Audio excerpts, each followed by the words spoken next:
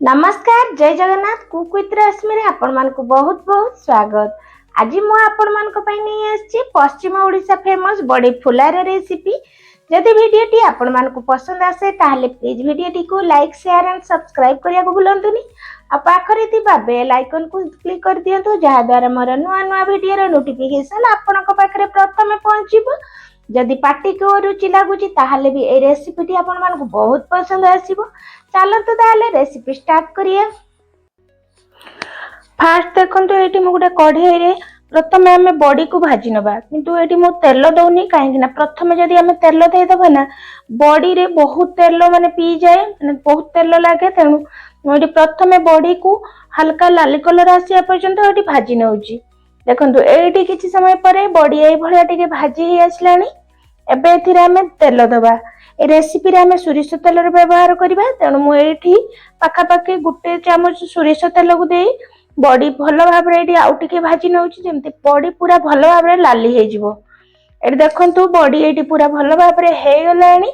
आ body केते crispy हे छि, माने बॉडी घर तयारी बॉडी पूरा माने सॉफ्ट। तेनु भाजू भाजू किछि बॉडी मोर एठी भांगी जाइतिला दुई तीनटी। एबे बॉडी हे गला परे मु गोटे प्लेट को याकू बाहर करि नउची।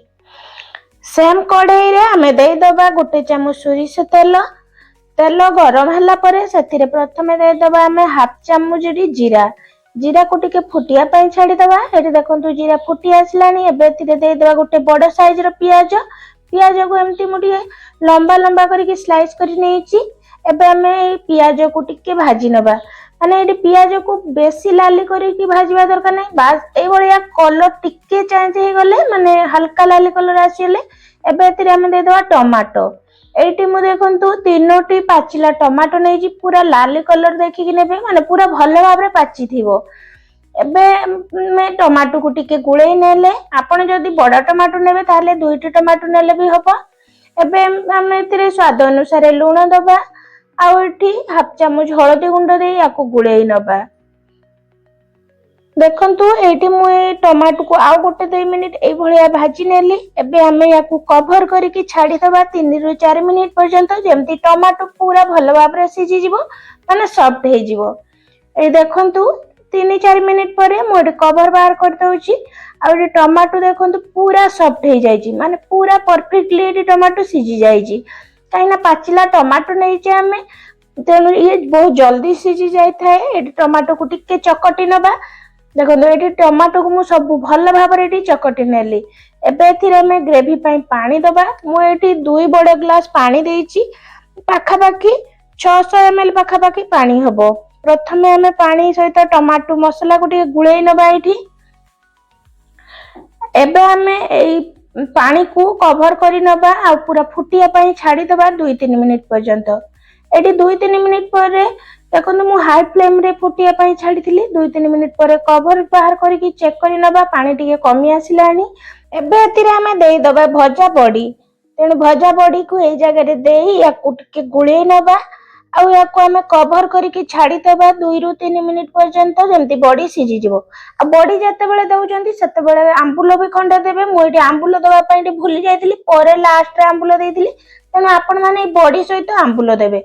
देखो बड़ी को देला परे मु एठी कवर करके 2-3 मिनिट कुक होबा पई छाडी दिली। 2-3 मिनिट परे एठी बड़ी भलो भाबरे फुली जाईची, पूरा सिझी जाईची। एबे हमें गुटे तड़का दबा।